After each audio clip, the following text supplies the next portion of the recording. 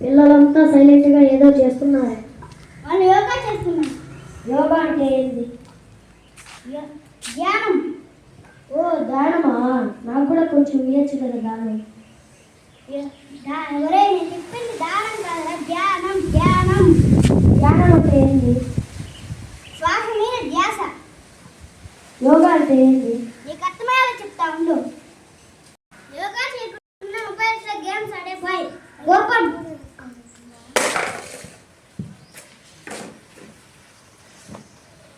Tension, రోగం,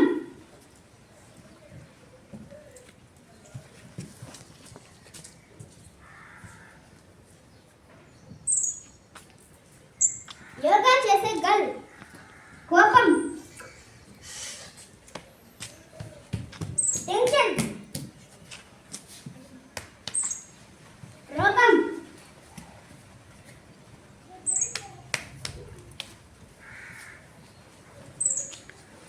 ఇలా యోగా చేస్తే కోపం, టెన్షన్, రోగం దగ్గరికి రావు. ఇప్పుడు అర్థమైంది యోగా అంటే.